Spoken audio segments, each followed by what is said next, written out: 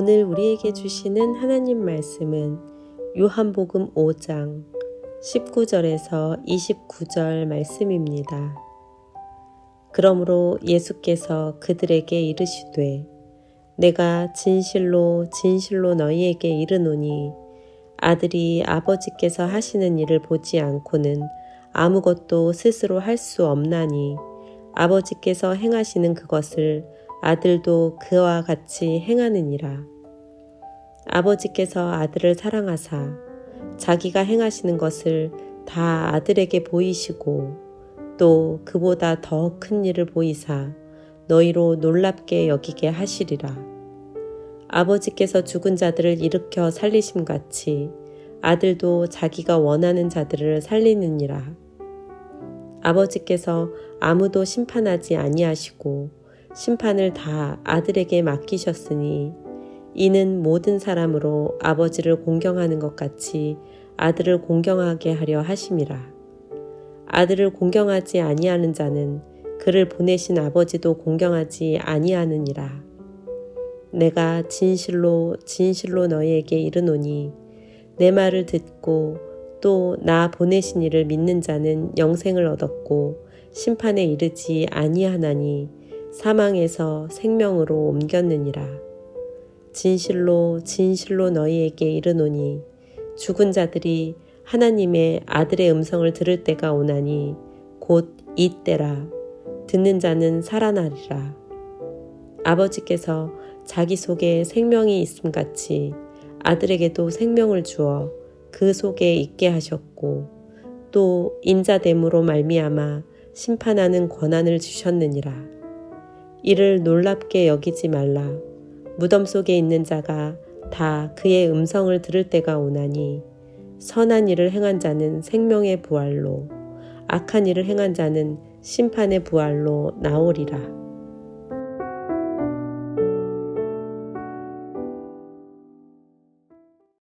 어제 우리는 38년 된 병자의 이야기를 통해서 하나님의 구원은 인간 측에서의 어떠한 행위나 노력도 근거가 될 수 없다라는 것을 확인했습니다. 38년 된 병자는 베데스다, 그 뜻이 은혜의 집인데 그 은혜의 집인 베데스다에서 구원의 본체이신 예수님을 만났을 때조차도 주님, 나를 구원해 주십시오 라고 요청한 것이 아니라 주님, 내가 저 연못에 들어갈 수 있도록 나를 도와주십시오 라고 요청을 했습니다. 아담 이후의 모든 죄인들은 이처럼 하나님의 은혜를 잊고 오직 내 힘으로만 살아야 한다라고 생각합니다. 아니, 잊은 정도가 아니라 그 은혜를 거부하며 살아갑니다.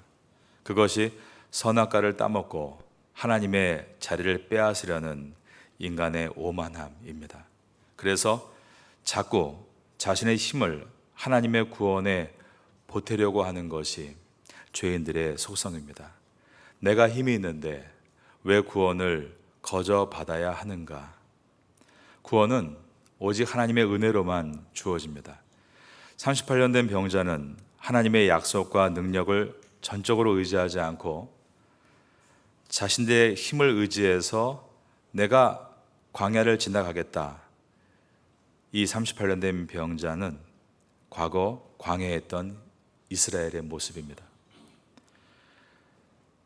내가 율법의 요구인 제사와 그리고 모든 규례를 잘 지켜내므로 스스로 우리는 흠이 없다라고 착각할 정도로 자기의 능력을 끝까지 만들어낸 이 바리새인들의 모습이기도 합니다. 그리고 여전히 이 세상의 힘과 방법으로 자신들을 행복하게 만들기 위해 여념이 없는 오늘날의 모든 사람을 보여줍니다. 구원은 베데스다 연못가에 있었던 눈이 먼 사람, 다리 저는 사람, 그리고 혈기 마른 사람, 즉 중풍병에 걸린 사람과 같이 그 어느 누구도 스스로 구원으로 나아갈 수 없습니다. 그러므로 구원이란 인간이 주님을 찾아감으로 얻어내는 것이 아니라 주님께서 인간에게 찾아오심으로, 그래서 죄와 사망의 자리에서 그를 일으켜 세우시는 은혜로서만 얻게 되는 것이다. 이것이 요한복음의 세 번째 표적인 38년 된 병자의 이야기입니다. 우리는 우리의 구원에 있어서 우리가 하나님의 일에 보탤 것이 전혀 없다는 얘기가 이제 오늘 본문에 들어가게 될 것입니다. 그래서 오늘 본문에 이 38년 된 병자를 고치는 사건을 하나님의 일이다라고 표현하고 있는 것입니다. 위에 있는 5장 17절을 보겠습니다. 예수께서 그들에게 이르시되 내 아버지께서 이제까지 일하니 나도 일한다 하시매. 여기서 말하는 하나님의 일은 죄와 사망으로 멸망하게 될 인간을 건져내셔서 죄의 사함과 영생을 주시는 하나님의 새 일을 뜻합니다. 그러므로 성도가 해야 되는 일은 헌금이 먼저가 아니라, 봉사가 먼저가 아니라, 그리고 선교가 먼저가 아니라 하나님과 그가 보내신 그의 아들 독생자 예수를 믿는 것이다. 이것이 요한복음의 가르침입니다. 요한복음은 1장을 시작하면서 1장 12절에서 영접하는 자, 곧 그 이름을 믿는 자들에게는 하나님의 자녀가 되는 권세를 주셨으니 라고 시작했습니다. 예수님은 오늘 본문의 시작인 5장 19절에서 예수님께서 하시는 일은 하나님께서 하신 일을 보고 그대로 하신 일이지 자신이 스스로 하신 일이 아니다라고 말씀하십니다. 5장 19절입니다. 그러므로 예수께서 그들에게 이르시되 내가 진실로 진실로 너희에게 이르노니 아들이 아버지께서 하시는 일을 보지 않고는 아무것도 할 수 없나니 아버지께서 행하시는 그것을 아들도 그와 같이 행하느니라. 예수님께서는 나는 아버지께서 하시는 일을 보지 않고 도저히 아무것도 스스로 할 수 없다라고 말씀을 하고 계십니다. 예수님은 하나님께서 행하는 그 모든 일들을 자기도 똑같이 행하고 있는 것이다 라고 말씀하신 것입니다. 여기서 행하신다라는 이 단어가 시제가 있는데 현재 진행형입니다. 그러니까 하나님께서 지금 어떤 일을 계속 행하고 계시고 자신도 그 하나님 아버지가 하신 그 일을 하고 있으시다라는 뜻입니다. 예수님은 지금 자신과 하나님과의 관계를 고대 사회에서 일반화되어 있던 가업의 비밀을 전승하는 그림에 빗대어 설명하시는 것이었습니다. 고대 사회에서는 아버지가 아들에게 가업을 계승할 때 아버지는 아들에게 자신이 하는 것을 그대로 보고 따라하도록 했습니다. 가령 목수는 대패질을 어떻게 하는지, 다림줄을 어떻게 쓰는 것인지, 나무를 어떻게 짜는지, 못질은 어떻게 하는지 몇 번이고 반복해서 아들에게 보여주고 똑같이 따라하도록 가르쳤습니다. 농사를 짓는 사람들은 씨는 몇 개씩 어떠한 방법으로 뿌려야 하며 언제 잡초를 뽑아야 하며 추수는 어느 시점에 하는지 탈곡은 어떻게 하는지를 세심하게 가르쳤습니다. 도자기를 굽는 화공들은 사람들은 유약을 어떻게 바르는지, 화로의 온도는 어떻게 맞추는지, 도자기의 모양은 어떻게 이루어내는 것인지를 그대로 모방해 배우게 했습니다. 대장장이도 풀매 온도는 어떻게 유지하며 담금질은 어떤 식으로 해야 하며 망치질은 어떻게 해야 되는지를 그대로 보여주고 따라하게 했습니다. 그러한 가업의 전수는 꼭 아버지가 그의 아들에게만 시행하는 것으로서 그렇게 가업을 전수해 주면서 자연스럽게 가업의 비법이 아들에게 넘어갔습니다. 그래서 그 가업의 계승에는 비밀이 생길 수밖에 없었고 아주 배타적이며 은밀한 관계가 형성됐습니다. 이러한 고대 사회의 가업의 계승의 모습을 이용해 주님은 자신과 하나님과 관계를 설명하고 계신 것입니다. 즉 자신은 하나님의 아들, 성자 하나님이시다라는 뜻입니다.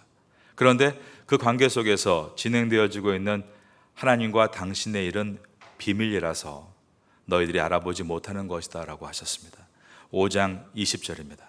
아버지께서 아들을 사랑하사 자기가 행하시는 것을 다 아들에게 보이시고 또 그보다 더 큰 일을 보이사 너희로 놀랍게 여기게 하시리라. 예수님은 계속해서 그 하나님의 일이 무엇인지를 21절과 22절에서 밝히십니다. 아버지께서 죽은 자들을 일으켜 살리심같이 아들도 자기가 원하는 자들을 살리느니라. 아버지께서 아무도 심판하지 아니하시고 심판을 다 아들에게 맡기셨으니. 예수님은 하나님 아버지께서 아들이신 당신께 지금 베데스다에서 38년 된 한 병자를 고친 것과는 비교도 안 되는 더 큰 일을 보이실 것이다 라고 말씀하셨습니다. 20절에 또 그보다 더 큰 일을 보이사 너희로 놀랍게 여기게 하시리라. 그 큰 일이란 21절과 22절의 말씀과 같이 죽은 자들을 일으켜 살리시는 일과 심판을 하시는 일이다. 즉 구원과 심판의 일입니다. 그러니까 이 베데스다 연못가에서 38년 된 병자를 고치신 일은 하나님의 구원과 심판을 상징하고 있는 일이었던 것입니다. 더 큰 일이라는 단어를 우리가 요한복음 1장에서도 본 바가 있습니다. 1장 50절과 51절에서 예수께서 대답하여 이르시되 내가 너를 무화과 나무 아래에서 보았다 함으로 믿느냐? 이보다 더 큰 일을 보리라. 또 이르시되 진실로 진실로 너희에게 이르노니 하늘이 열리고 하나님의 사자들이 인자 위에 오르락내리락 하는 것을 보리라 하시니라. 1장에서는 그 더 큰 일을 어떠한 일로 묘사했습니까?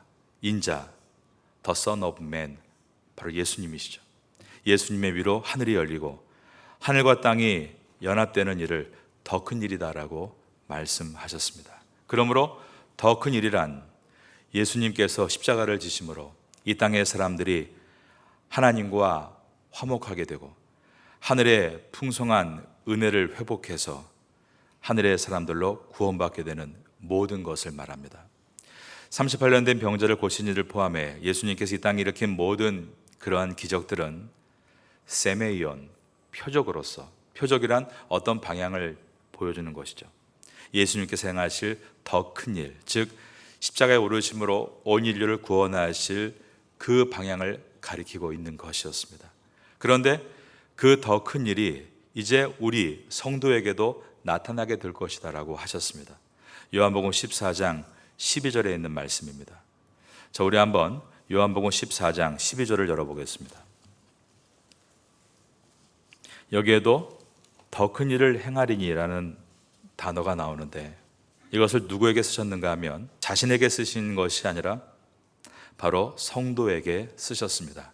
내가 진실로 진실로 너희에게 이르노니 나를 믿는 자는 내가 하는 일을 그도 할 것이요 또한 그보다 큰 일도 하리니 이는 내가 아버지께로 감이라. 예수님께서 행하시는 더 큰 일이 아까 무엇이라고 말씀드렸습니까? 십자가에 오르심으로 온 인류를 구원하시는 것이라고 말씀드렸습니다. 그러므로 예수님께서 제자들에게 나를 믿는 자는 내가 하는 일을 그도 할 것이요 또한 그보다 더 큰 일도 하리라 라는 말씀은 제자들이 사도가 되어 자기의 십자가를 지고 예수님과 같이 영원 구원을 위해 일하게 될 것이다 라는 말씀이었습니다. 오늘 본문에 반복되는 단어가 있습니다. 그것은 바로 진실로 진실로라는 어구입니다. 다시 한번 요한복음 19장으로 돌아가서 19장 말씀 보면서 진실로 진실로 이 단어를 확인해 보겠습니다. 5장 19절입니다. 그러므로 예수께서 그들에게 이르시되 내가 진실로 진실로 너희에게 이르노니 아들이 아버지께서 하시는 일을 보지 않고는 아무것도 스스로 할 수 없나니 아버지께서 행하시는 그것을 아들도 그와 같이 행하느니라. 오늘 본문 안에 5장 24절에도 들어 있습니다. 내가 진실로 진실로 너희에게 이르노니 내 말을 듣고 또 나 보내신 이를 믿는 자는 영생을 얻었고 심판에 이르지 아니하나니 사망에서 생명으로 옮겼느니라. 25절에도 들어 있습니다. 시작. 진실로 진실로 너희에게 이르노니 죽은 자들이 하나님의 아들의 음성을 들을 때가 오나니 곧 이때라. 듣는 자는 살아나리라. 한글 성경에서 진실로 진실로 이 번역은 헬라어 아멘 아멘을 번역한 것입니다. 이 헬라어 아멘 아멘이란 단어는 히브리어의 아멘 아멘을 그냥 발음대로 헬라어로 적어 놓은 것입니다. 아멘은 히브리어로서 그 뜻은 확고합니다, 굳건합니다, 확실히 그렇습니다, 혹은 그렇게 되소서라는 뜻입니다. 히브리 사람들은 이 단어를 기도의 맨 마지막에 혹은 예배의 마지막에 사용했습니다. 그것은 하나님의 말씀이 확실히 그렇습니다, 그렇게 되소서, 믿습니다라는 의미의 신앙 고백이었습니다. 그런데 예수님께서는 그 아멘이라는 단어를 당신이 하시는 말씀 앞에 2번씩 반복해서 이렇게 여러 번을 사용하십니다. 이 뜻은 내가 지금부터 하는 말은 이미 내가 하나님 아버지 하시는 일을 보고 아멘을 한 말이니 확실하게 진리이다 라는 뜻과 함께 나의 일이 하나님께서 일하심으로 온전한 아멘이 되었듯 내가 지금 하는 말도 너희의 삶 속에 하나님이 일하심으로 반드시 아멘으로 이루어지게 될 것이다 라는 뜻이었습니다. 쉽게 말하면 이런 것입니다. 주님은 하나님의 아들이십니다. 그분은 하나님의 아들로서 하나님께서 일하신 것을 보시고 그대로 일하시는 분입니다. 그 결과 하나님의 뜻이 예수님을 통해 그대로 이 땅에 이루어졌습니다. 이 말은 다른 말로 하면 하나님과 아들의 뜻이 일치되어 하나님이 그 아들 안에서 하나님의 일을 하신다라는 뜻입니다. 그래서 아들이신 예수님은 하나님의 모든 뜻에 그것이 옳습니다, 하나님께서 반드시 이루실 것입니다 라는 의미로 아멘, 아멘 2번을 반복하셨습니다. 그리고 예수님께서 아멘 하신 하나님의 일은 반드시 우리 성도의 삶 속에서도 하나님의 주도하에 완성될 것이다 라는 의미가 진실로 이 아멘, 아멘에 담겨 있는 것입니다. 어떤 말 앞에 2번이나 아멘, 아멘이라고 기록한 성경의 문장은 오늘 이 본문 외에 예수님께서 하신 말씀 외에 어느 누구도 사용한 일이 없습니다. 오직 예수님만이 하나님의 아들이시기 때문에 그분만이 하나님의 뜻을 온전히 깨닫고 온전히 순종하시고 온전히 확신하실 수 있는 것입니다. 이처럼 요한복음에 나오는 예수님의 3번째 표적 38년 된 병자의 이야기에는 구원이 하나님께로부터 시작되어서 하나님께서 마치시는 것이다. 즉 구원은 오직 전적인 하나님의 은혜이다라는 것을 가르쳐 줍니다. 그래서 예수님도 계속해서 내가 아무것도 할 수 없노라 라는 말씀을 반복하시는 것입니다. 5장 19절입니다.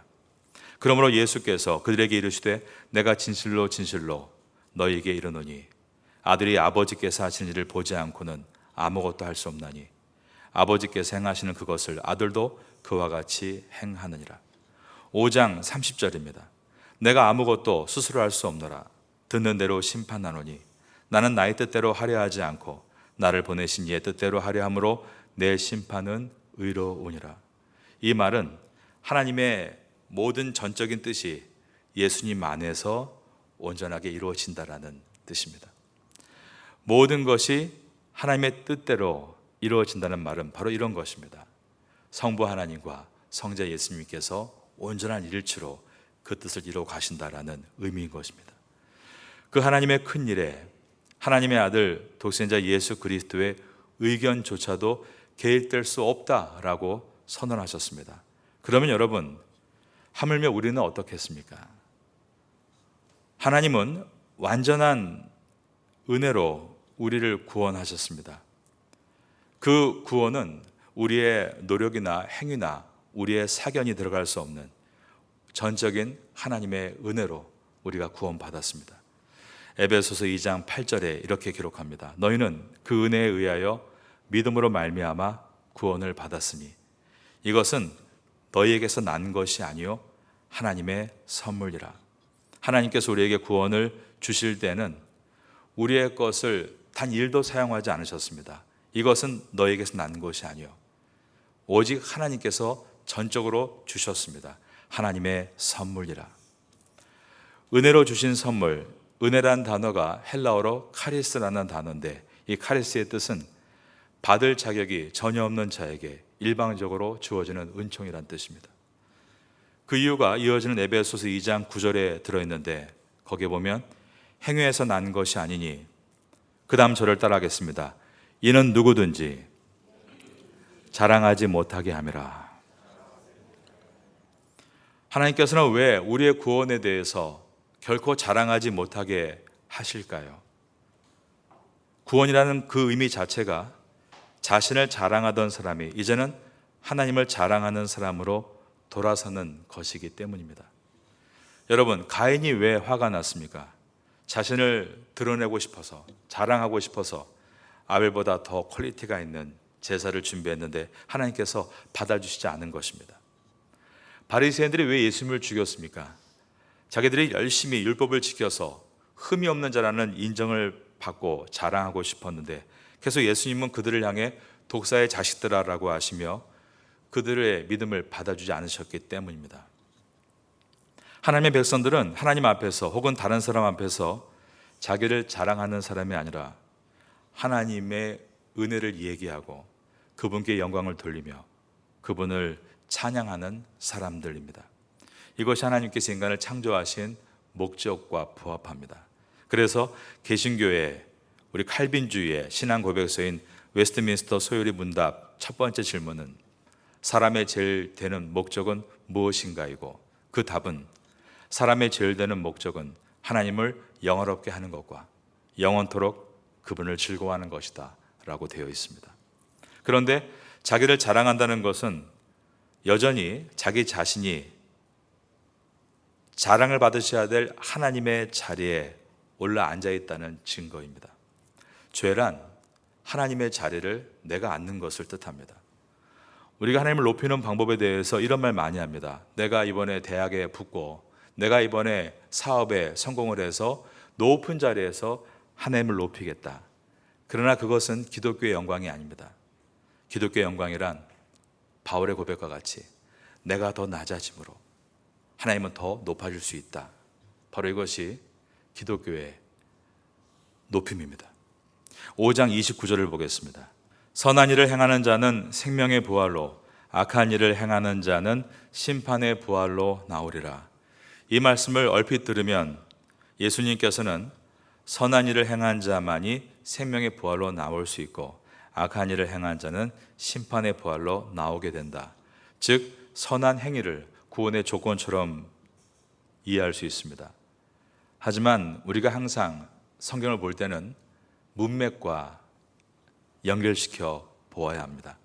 만일 예수님이 그런 의미로 말씀하신 것이라면 지금까지 하신 모든 말씀과 문맥이 맞지 않게 됩니다. 구원은 주님의 은혜가 아니라 인간의 행위로 얻게 된다는 결론으로 도출되기 때문입니다. 그러면 29절에서 예수님께서 말씀하신 이 선한 일이란 무엇을 말하는 것일까요? 구약 성경 여호수아 23장 14절의 말씀에 이렇게 기록되어 있습니다. 보라, 나는 오늘 온 세상이 가는 길로 가려니와 너희 하나님 여호와께서 너희에게 대하여 말씀하신 모든 선한 말씀이 하나도 틀리지 아니하고 다 너희에게 응하여 그 중에 하나도 어김이 없음을 너희 모든 사람은 마음과 뜻으로 아는 바라.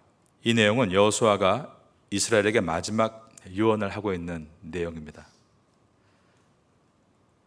여기에 나와 있는 히브리어 선한 일, 이 토브는 창세기의 창조 후에 나오는 하나님께서 보시기에 좋았더라, 그 좋았더라의 토브와 같은 단어입니다. 이 토브라는 단어가 이제 헬라어 성경으로 구약 성경이 번역될 때 아가소스라고 번역이 됩니다. 요한복음에 이 5장 29절에 나오는 선한 일이란 이 아가소스를 번역한 것입니다. 그러니까 오늘 본문의 선한 일과 여호수아서에 나와 있는 선한 일은 같은 일을 말하고 있습니다. 그러면 여호수아서에서 선한 일이 어떻게 이루어지는지를 보면 오늘 본문의 선한 일이 무엇인지를 이해할 수 있게 됩니다. 여호수아 23장 14절은 여호수아가 이제 마지막 죽기 전에 이스라엘 백성들에게 유언을 하면서 여호수아는 선한 일이란 하나님께서 이스라엘을 애굽에서 불러내셔서 당신께서 약속하신 약속의 땅까지 지금 우리가 들어가고 있는 이 모든 여정이 하나님의 선한 일이다라고 설명했습니다. 그 선한 일이 구약의 역사를 통해 이루어진 것입니다. 보라, 나는 오늘 이 온 세상에 가는 길로 가려니와 너희의 하나님 여호와께서 너희에게 대하여 말씀하신 모든 선한 말씀이 하나도 틀리지 아니하고 다 너희에게 응하여 그 중에 하나도 어김이 없음을 너희 모든 사람은 마음과 뜻으로 아는 바라. 즉 여기에 나와 있는 여호수아서의 선한 일과 오늘 본문에서 말씀하시는 예수님이 하시는 선한 일은 어떤 일입니까? 인간이 하는 일이 아니라 하나님께서 하신 일을 뜻합니다. 빌립보서에서도 같은 단어가 나옵니다. 아가소스라는 단어가 빌립보서 1장 6절에 나오는데 거기에는 착한 일로 번역이 되어 있습니다. 너희 안에서 착한 일을 시작하신 이가 그리스도 예수의 날까지 이루실 줄을 우리는 확신하노라. 그 착한 일, 아가소스, 즉 선한 일은 빌립보서에서는 하나님께서 시작하신 것이다 라고 되어 있습니다. 너희 안에서 착한 일을 시작하신 이가. 그러게 오늘 본문의 말씀은 무엇을 교훈하고 있습니까? 하나님 아버지의 선한 일이 시작됐고 그의 아들 성자 예수님은 그분의 뜻과 일치함으로 하나님 아버지는 그 아들 안에서 하나님의 일을 하신다라는 뜻입니다. 그리고 예수 그리스도 안에 있는 성도는 하나님 아버지와 또 뜻이 일치함으로 하나님은 마찬가지로 성도 안에서 하나님의 일을 하신다라는 뜻입니다. 이것이 바로 오늘 본문 요한복음 5장 29절의 말씀인 것입니다. 우리는 스스로 구원을 얻기 위해 선한 일을 행하는 사람이 아닙니다. 우리는 은혜로 구원을 얻었기 때문에 하나님께서 내 안에서 선한 일을 행해 가시는 것입니다. 이 은혜를 기억하는 성도가 될 수 있기를 예수님의 이름으로 축원합니다. 지금은 함께 기도하는 시간입니다. 1월의 공동 기도 제목은 첫째, 신년 특별 새벽 기도회를 승리롭게 잘 마치게 하소서. 둘째, 어린아이에서 어른에 이르기까지 뜨겁게 기도하는 교회가 되게 하소서. 셋째, 각 부서들이 1년 사역을 놓고 열심히 주님의 뜻을 구하게 하소서. 넷째, 개인의 사업과 학업과 건강을 위해 하나님의 지혜를 구하게 하소서. 말씀을 붙잡고 기도하는 귀한 시간 되시기를 소망합니다.